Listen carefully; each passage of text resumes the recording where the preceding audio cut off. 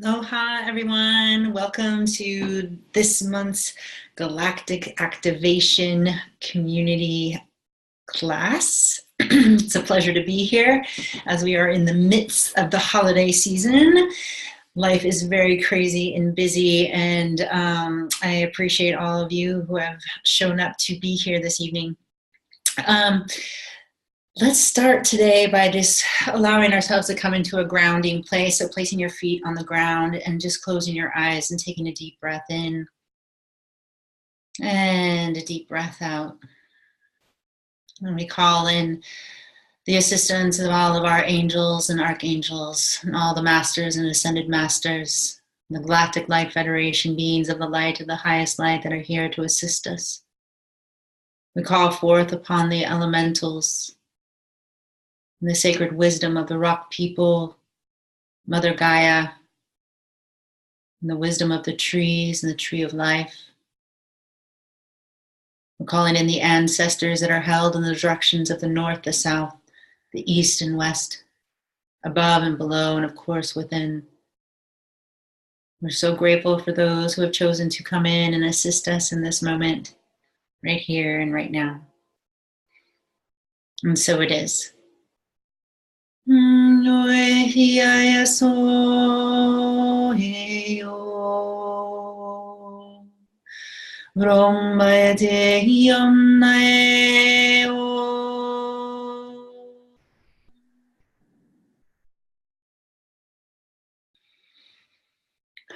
Whew. So, like I said, we are in the midst of the holiday season. And what else is more appropriate than to discuss the topic of stress? That is what I wanted to bring this month to everyone. Merely because, we are in the midst of, having to gather presents for everyone. If we're celebrating Hanukkah or Christmas, we are in the mad rush of enormous amount of traffic, especially when we're going out to buy gifts. We're looking at financial responsibility and where is it that we can give and where is it that we have to really pull in.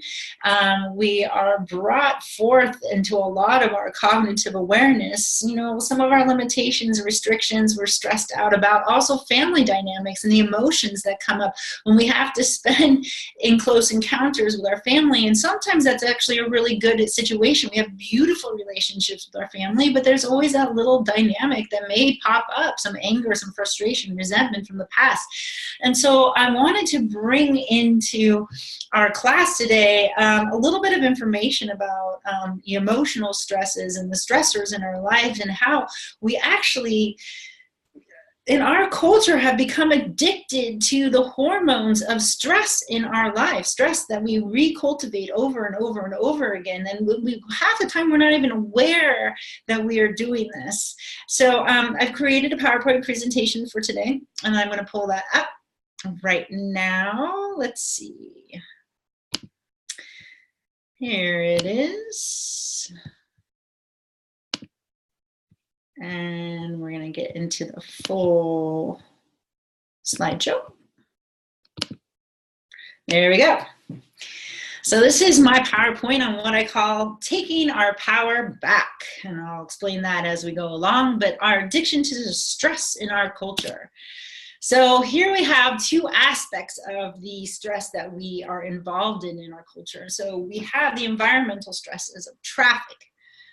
Traffic, who doesn't get a little bit agitated and irritated? And this is actually one of our perfect moments to stop for a second and breathe and bring ourselves back into a state of homeostasis when we're stuck in our traffic, and alleviate some of the road rage that we witness sometimes within ourselves and just from the people that are around us. We are influenced by the wave frequencies of cell phone towers, microwaves, EMFs, radio waves, constantly bombarding our physical body, creating a stressful environment through these wave frequencies that are around us.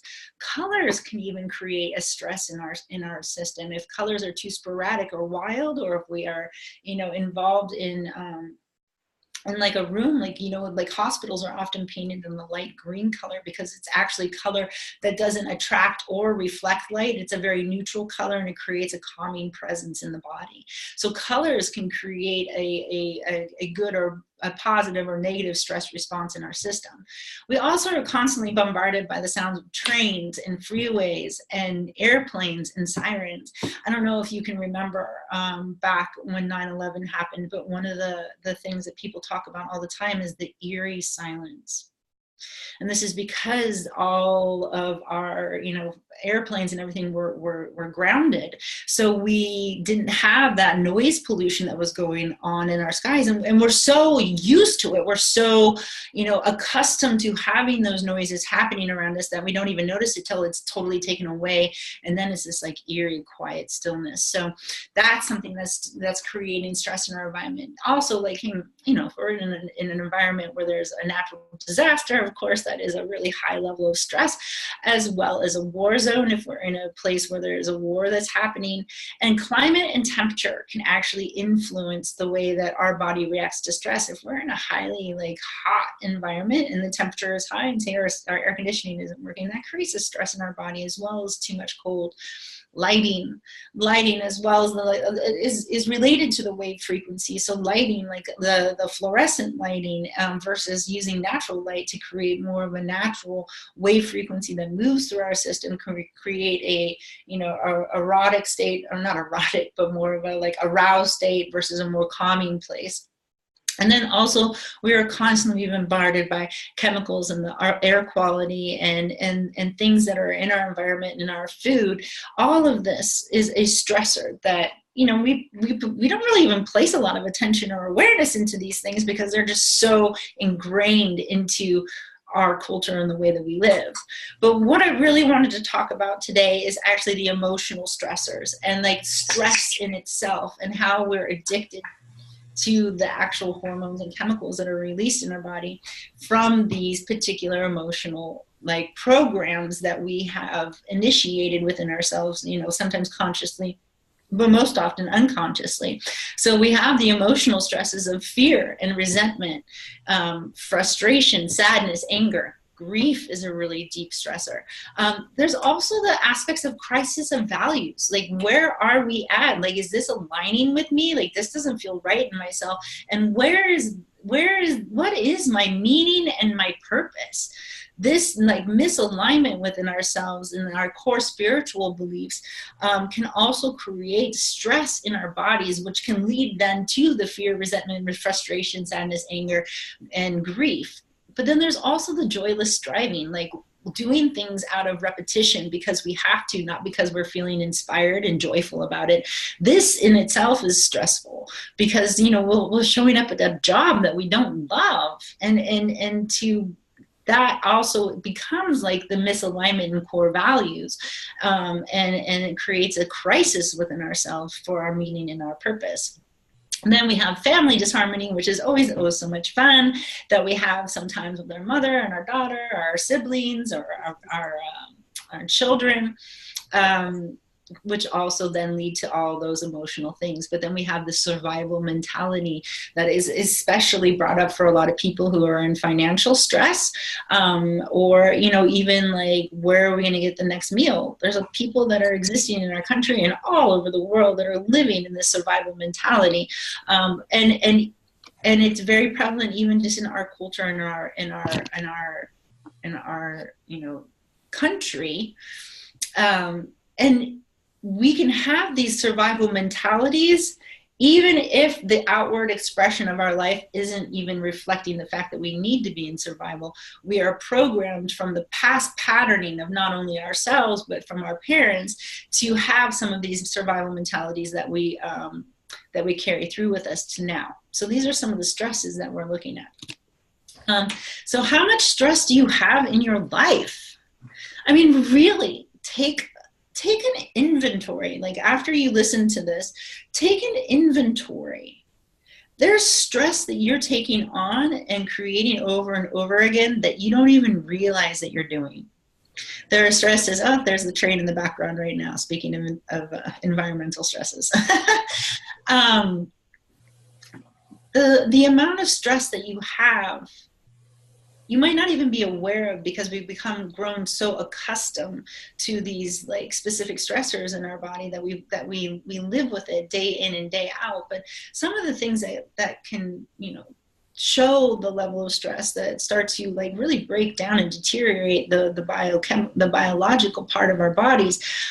You know, so for our body, some reflections of stress may be headaches, frequent infections, because stress really lowers our immune system, muscle tension, fatigue. Chronic fatigue is just like an exponential way of saying my body needs to shut down because the stress load is way too high. Skin irritations, rash, breathlessness. So then we also have the mind. So our mind has aspects where we worry, we get, you know, muddled or clouded, thinking we can't think straight, we can't, you know, concentrate. Oftentimes nightmares are created from stress. And then indecision. Well, I feel like indecision actually can create stress, and then stress can create indecision. So this is like repetitive cycle between the two. It's like which came first, the chicken or the egg.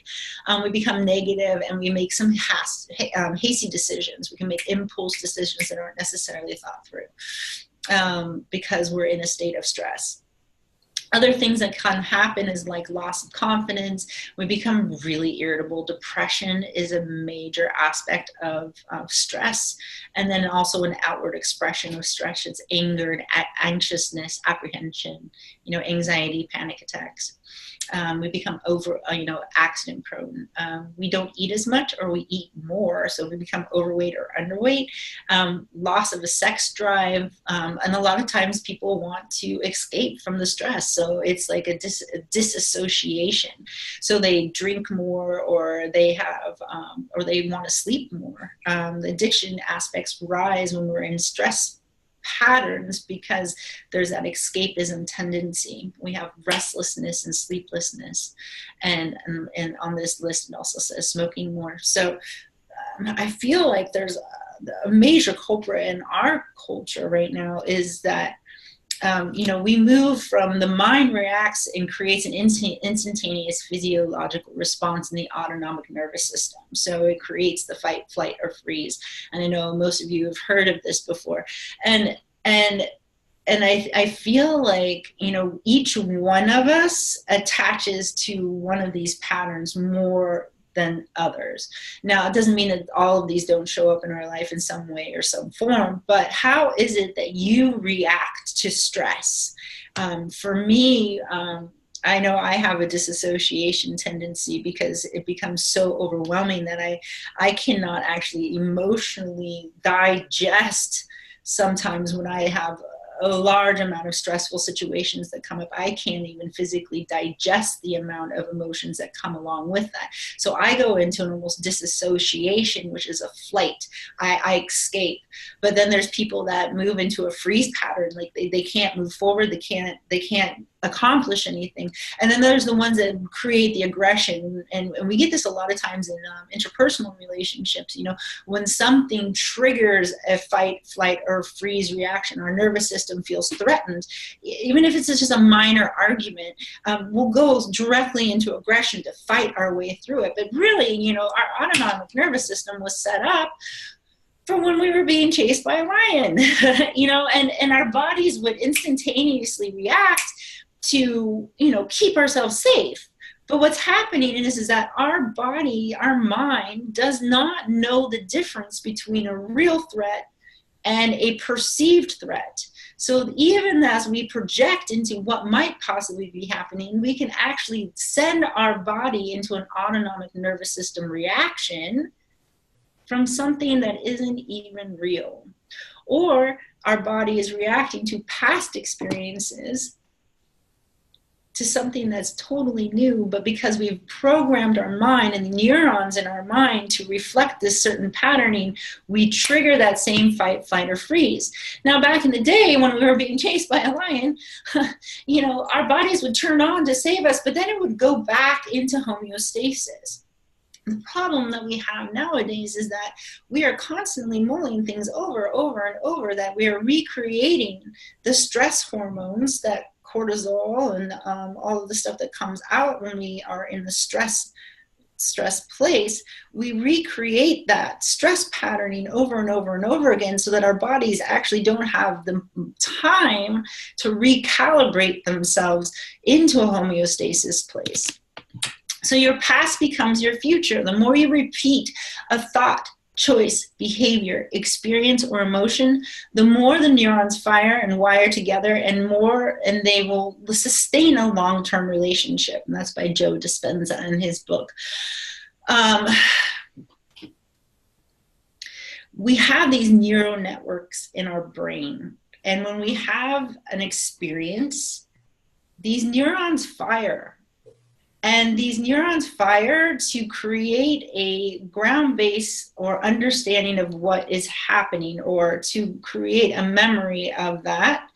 And as we do things over and over and over again, we're fortifying these neurological impulses, these neurological structures and synapses that fire.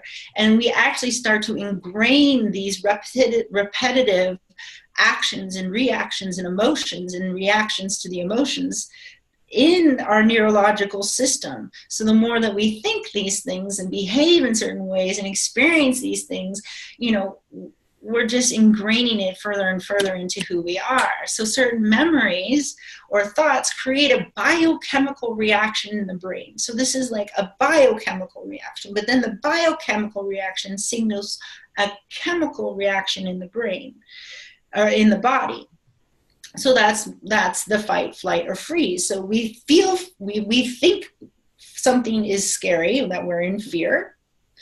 So we're thinking it in our mind, and then our mind or our brain creates a chemical signal to shut down all of the, non-vital organs and bring all the blood to the vital organs like our heart and our lungs, and taking it away from like our uterus and our digestion and even our external limbs to be able to keep us safe from fear, from something scary. So this creates a chemical reaction in the body. The chemical reaction makes the body feel exactly the feeling you were thinking. So if you were feeling fear, you'll have a chemical reaction to reinitiate the feeling of fear. But here's the thing. Fear creates more fear. So when you go into fear, you could be projecting about something in the future. Oh my gosh, I have to go do an audition for a play. And maybe you have incredible stage fright, and you had a bad experience when you were a child getting on stage for your talent show. And you were, you didn't do well, and you had this experience that created this fight, flight, or freeze emotion in your body. So now when you are projecting into the future about what it is that you have to do for your audition that's coming up on stage, or a public speaking event, or something where it's placing you in a place of vulnerability, you start to think that fear comes up and it triggers the chemical reaction in your body.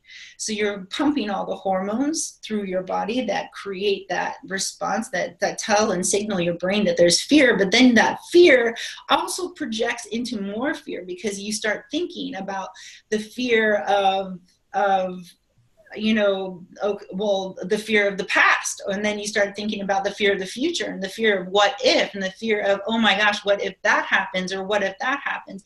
And as you think those things, more of the chemicals get released into your body, so you are creating this consistent feedback loop, and with your body, and so the loop of chemical reaction of thinking from the brain to the feelings is in the body, which produce more thinking in the brain, and so on. So we're creating this cycle of continual things. So when we are not fully in, it's like the emotional loop, when we're not fully in the present moment, when we're projecting our energy into the past and then projecting our energy into the future, we're recreating these chemical loops that keep us trapped in the past. So we become addicted to these emotional states. We recreate situations in our life to reinitiate these feelings of fear and anger and frustration. If we are, trying to sit in meditation, and then all of a sudden an image of our boss pops up in our mind, then that initiates a feeling of anger and frustration, because we're not feeling like we're being heard or seen. And so that we recreate that feeling in our present moment. When we're trying to be present, we'll recreate thoughts and feelings and emotions that pertain to reestablishing those chemical reactions in our body. So the cycle of how you think and feel becomes your state of being, and your entire state of being is from the past. Because when we fire and rewire the same circuits in our brain over and over again, you're hardwiring your brain into the same patterns. So the more we think things, the more we hardwire them into our body. And so our reactions, our state of beingness, is literally projected from past experiences that have been networked into our brain and neurological systeming. And we become addicted to these specific chemicals released into the body, which recreate the same pattern over and over and over again. We attract these things. We create a routine for ourselves. So the network of neurofiring in the brain creates an electrical charge. With the emotional charge, the chemical reaction creates a magnetic charge. So then we have this electromagnetic field that is of equal state of our beingness. So if we are feeling angry, we have the anger thought, which then produces the anger reaction of chemicals and hormones in our body, which then emanates an electromagnetic field around us that emanates anger. Then what happens is we become like these beacons of anger that then attract other people, places, things, and situations that beacon and resonate to our field of anger. So we are constantly attracting and reflecting, attracting and reflecting other people's energies as well as our own, that were all based on past experiences that we've reprogrammed into our neurological network and system of beingness. So an example of this would be, not necessarily an example of this, but an example of feeling someone's energy is you can feel when a person comes in and they're like sexually charged. You can feel when a person comes in and they're feeling sad. This is the electromagnetic field of their thoughts and feelings that are emanating from them. But what we need to do, if there's something that we want to shift and change in our life, if there's something that we want to recreate, when we come to the recognition of where it is that we are playing into the program of being the victim, where we are programmed to playing into a sense of high alert and stress constantly in our life, we have to create a spaciousness within our thought programs to create new neural networks. But the problem is that we've been living in what's called the predictable future.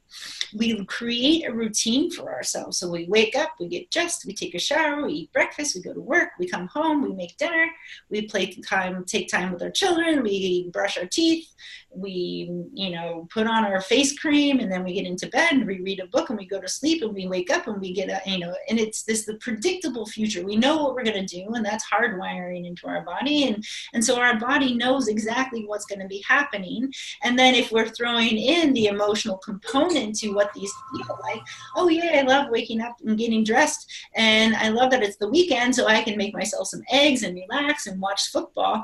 Or it could be I wake up and get dressed and you have that feeling of anxiety about having to go to work because you don't like your job, so you're triggering that emotion of anxiety, which will then bring in more situations through the emails that you get that are showing you, oh, you haven't finished this project, or you haven't done this, or there's this person that wants to talk to you because you messed this up. So you're recreating more situations and situations that will re-trigger and reinforce the patterns of anxiety. And what this does is it creates no spaciousness for something new, because our brain is firing from these old programs. So it becomes important that we start to come into the present moment, bringing our attention and awareness. Now, I know all of you pretty much know about meditation and what it does, but some of us really struggle with this. I mean, our mind goes from here and our mind goes from there, but this is our way of transforming our way out of stress, as well as other emotional patterning that are affecting our lives, not necessarily for the good. So what we can do is that we're siphoning our energy out of the present moment. And where we place our attention is where we place our energy. So when we place our attention on, I know I keep using this example, on our boss that we don't like and we don't like our job, then we're just going to keep placing that attention and information. So we're placing the attention on familiar feelings and memories, and then you're displacing your energy into the past. So, say you get into an argument with your husband or your partner. So you have this feeling of all these old things that came up around that argument that's just re-implementing all the times that your husband has made you feel that way. Plus, it's ingraining it further in the emotional neurological system. And it's also pulling our energy, not allowing us to be vital living components of an electromagnetic field that is productive in the present moment, but it's literally pulling and draining our energy, draining our light away from us and away from being the creative beings that we are. We also are putting our attention into things that we have to do. This is also within the displacing our energy into the future from the predictable future that we've created, or predictable reality that we've created. Oh man, when I get home, my husband gets home at 6 tonight, and shoot, I don't know if that meat totally thawed, and I need to make him dinner. And oh gosh, I hope he's not angry at me. Oh, there we go. There's going to be another argument. And we're literally placing ourselves into future programs that are based upon familiar past programs of familiar past of emotional responses and physical and biochemical responses, again flooding our systems with these same chemicals and same hormones and same electromagnetic field. Nothing is changing at this place. Nothing changes when we are pulling our energy into the future and pulling our energy into the past. And I know we've all done it. We sit there and we mull things out. We sit and we think about, oh man, that person really hurt my feelings, and this is what I'd like to say to them. This is how I'll handle it differently. But unless we are in the present moment, we will continue to repeat these patterns, and we have to create the spaciousness, as I mentioned before, in order to create these new neural networks. So meditation is pulling your thoughts back to create the new programs and create the new networks towards something better. But like I said, we all know that when we're in meditation, sometimes we just have to keep thinking about all those other things. But what happens is because we're in the practice of meditation, the practice of presence, when we pull our energy from the past into the past, and then we're thinking about something, but then all of a sudden realize we're thinking about something, we bring ourselves back into the present moment of now. And in that instantaneous moment is where we actually open that pathway or possibility for something new.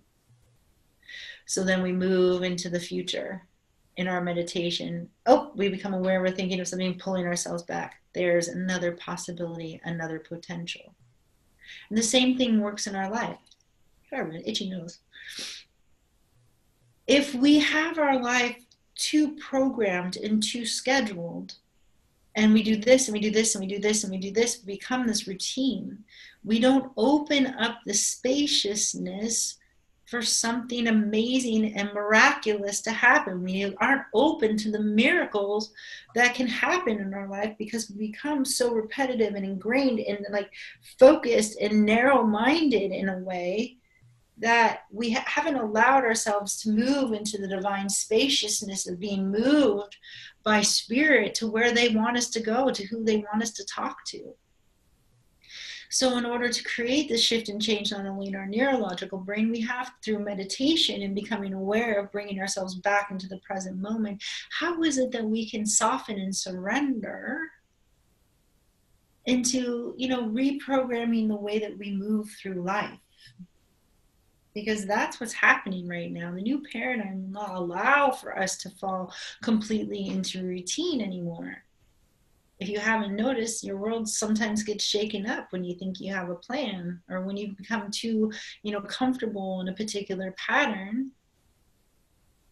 One, it'll become very uncomfortable at some point, or something will be pulled away out of your life to force you into a new way.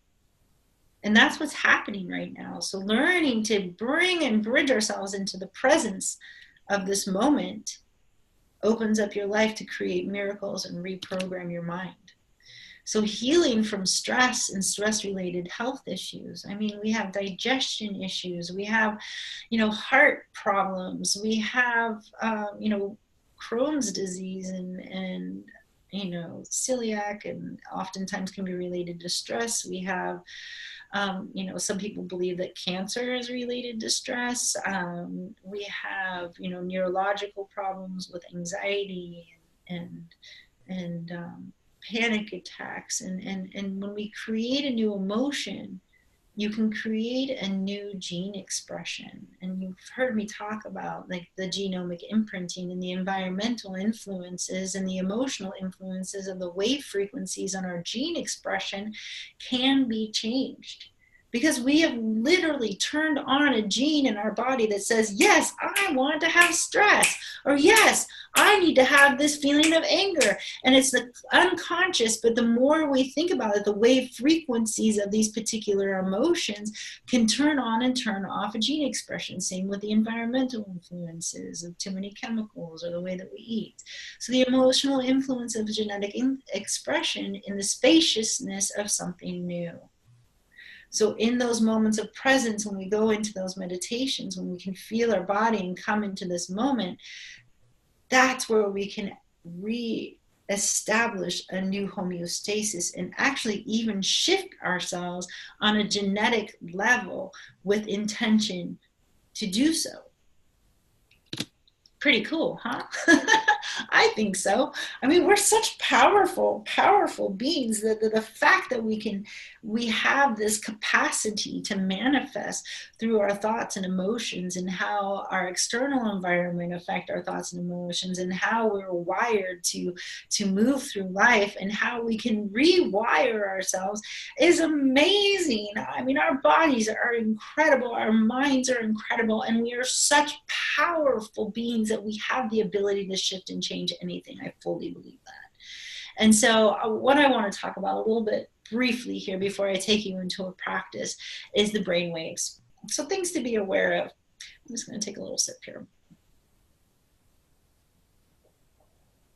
So the brain wave frequencies, high range beta waves. We don't want to be here. We don't want to be here. This is where we're jacked up on the stress hormones and express emotions of survival, fear, aggression, anger, alarm, grief, anxiety, frustration, even depression.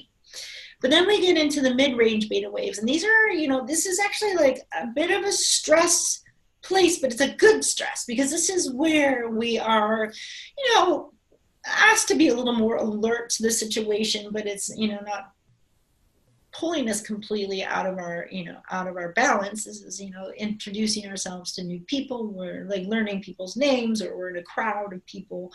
This keeps us in a high alert, but not in a bad stress zone.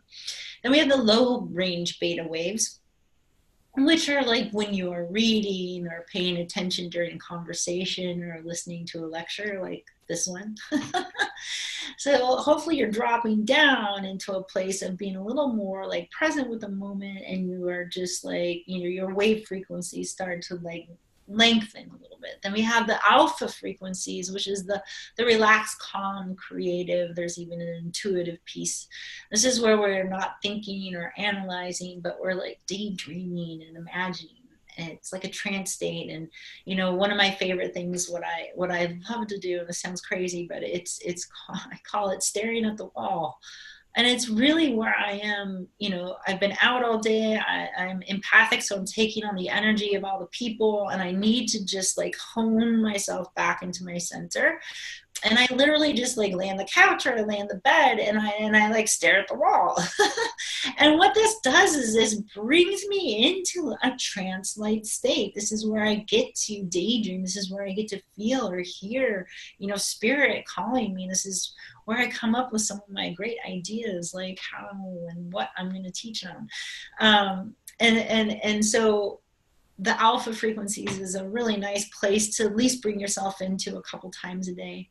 But then there's the theta state. And this is like the twilight state, just before we fall asleep. These are the deep states of meditation. It's also a really good place for healing to take place. So when we are in meditation, this is the theta brainwave state. Then there's the delta state, which is the deep restorative sleep.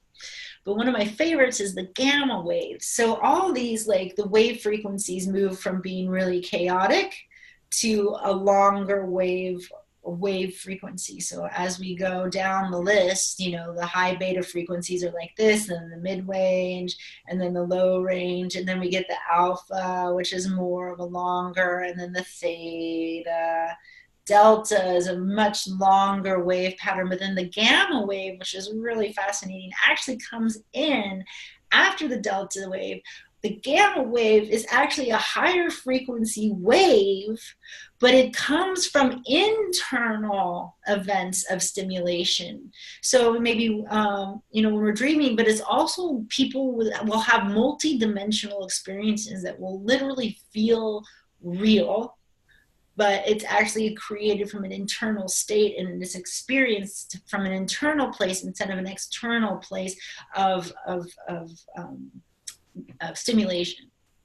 So, you know, those are just some like informational things about the brainwave frequencies that are kind of important to know. Like, really check in with yourself, like, where am I at right now, and how often do I allow myself to go into the low beta, alpha, and theta frequencies, and how, if I choose to do this more, how will this affect my health? Why don't you keep a running record and see what happens? I challenge you to that. See what happens.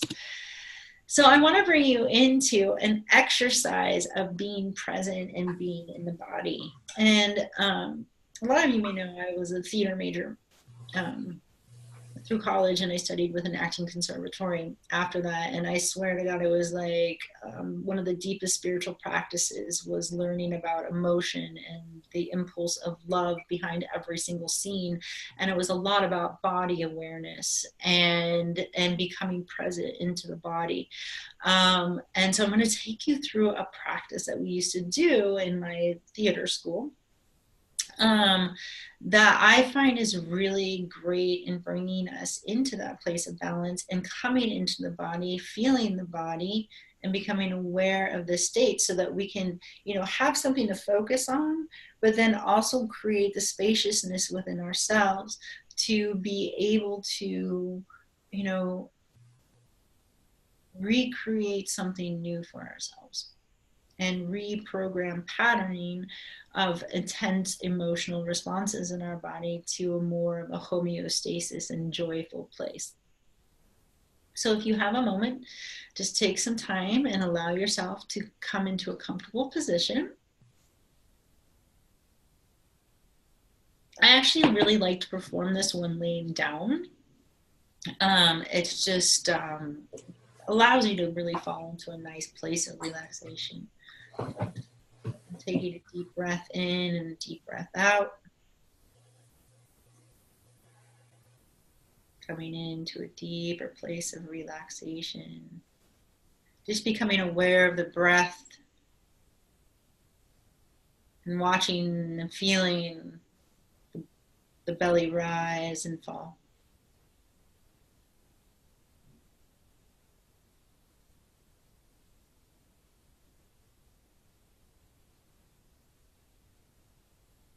And placing your attention on the top of the head. Feeling the way that your whole head takes space within the space around you.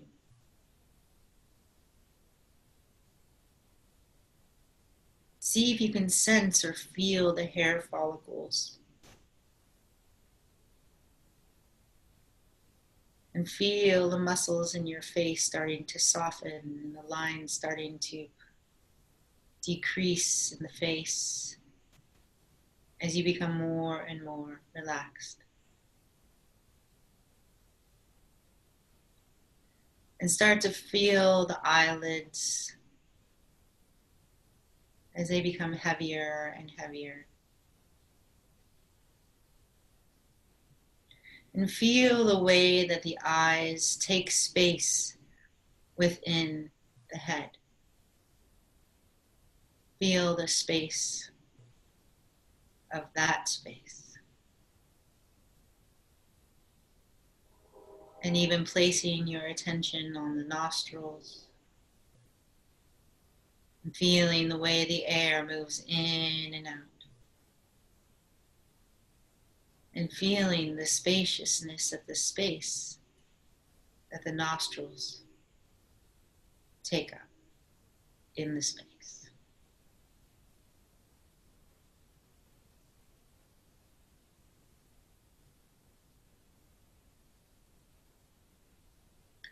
And now placing your attention and awareness onto your mouth, feeling away your lips fall upon your teeth.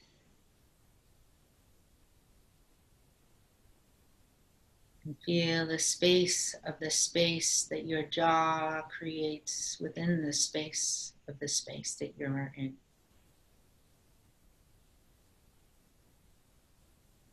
Maybe noticing the jaw soften and relax just a little bit more.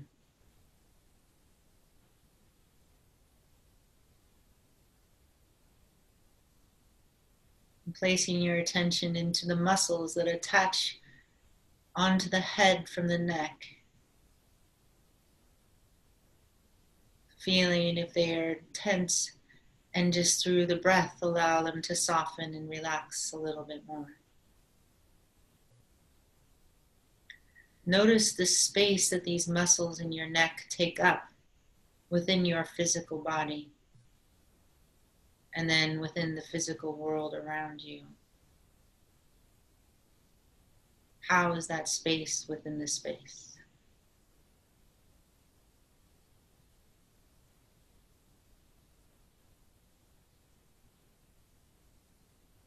Again, allowing the relaxation to move through your shoulders. Feeling your arms soften into your sides or onto the surface that you are laying upon, becoming heavier. Noticing your fingertips. And how is the space of your fingertips in relationship to the space of your body and to the space of the space around you in this space?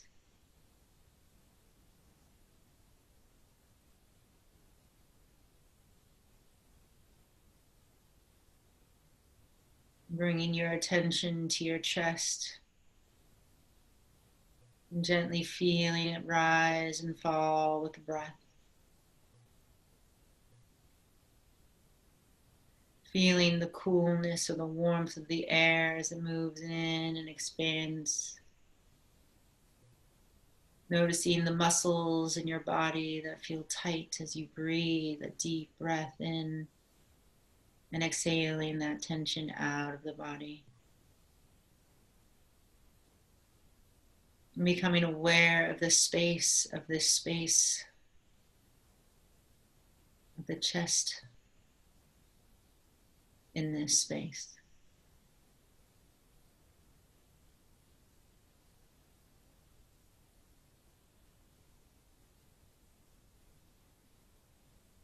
And moving down into your abdomen,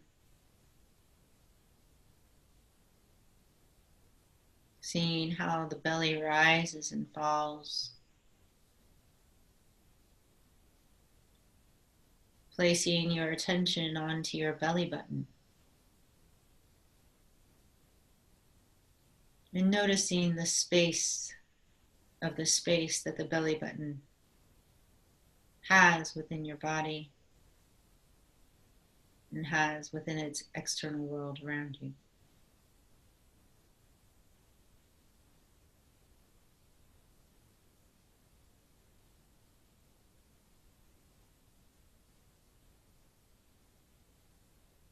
Moving your attention onto your sacrum, your tailbone, the base of your spine, feeling the pressure of the earth or the floor below you or the chair you are sitting on.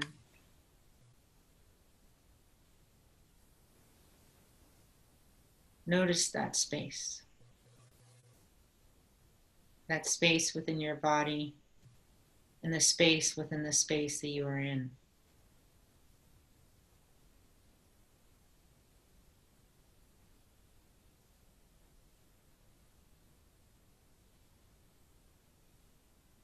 Moving your attention now down through the legs.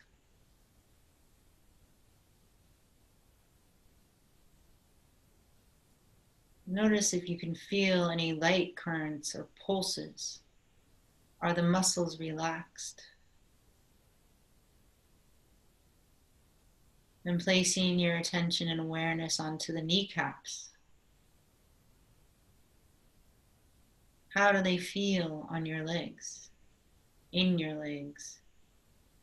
What type of space do they take up in the space of your body and the space of the space around you?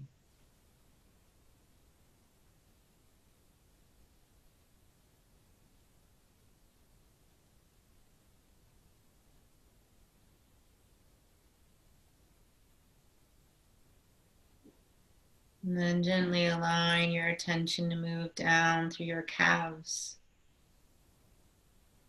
feeling the pressure on the back of your legs,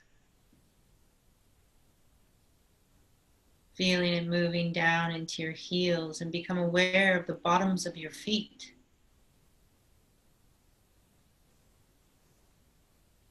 And the space that they take up within your body and the space within the space around you.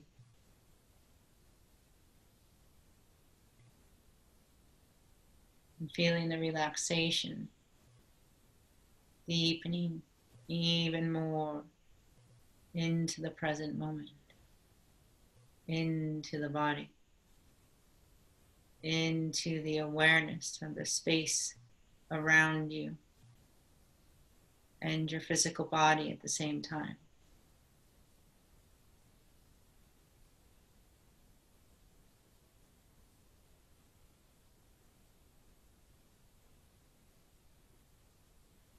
And placing your attention and awareness into the cells of your body. Can you visualize or imagine more space being created between the cells?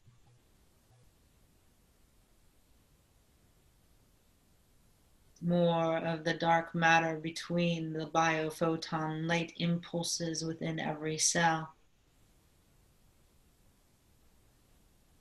Of the quantum field that is accessible within you to create new thoughts and emotions into matter through this infinite, vast space within you.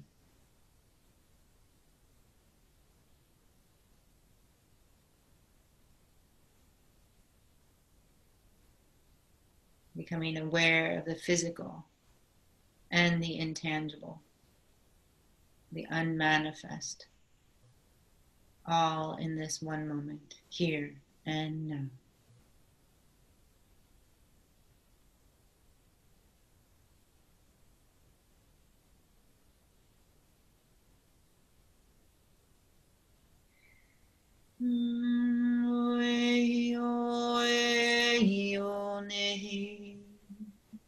Romayate yonae Romayate yonae Romayate yonae Ramae yonae yom Ranae yom.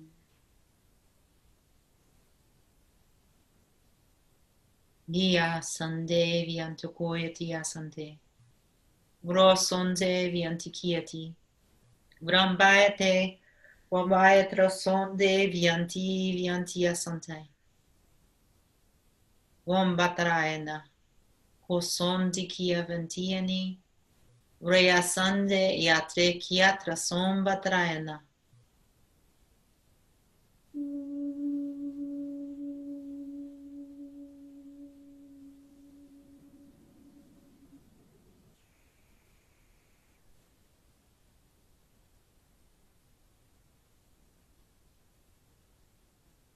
And allowing yourself to take a deep breath in and a deep breath out.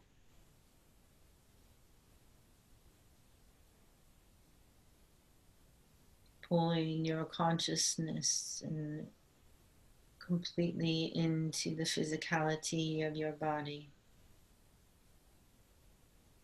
becoming aware of your physical body in this space, of this space, in the space.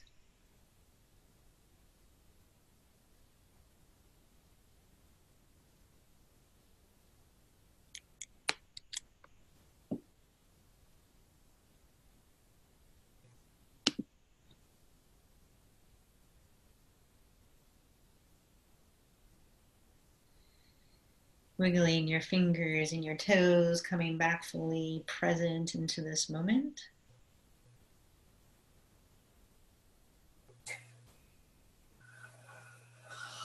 And I just want to thank you for showing up this evening, and I appreciate all this beautiful Christmas energy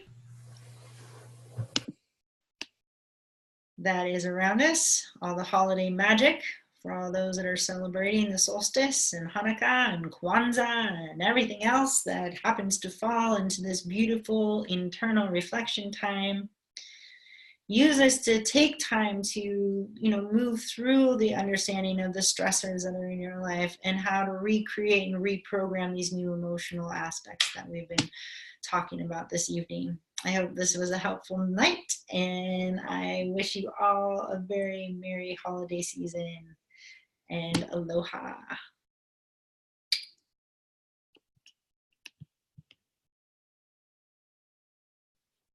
Mm-hmm.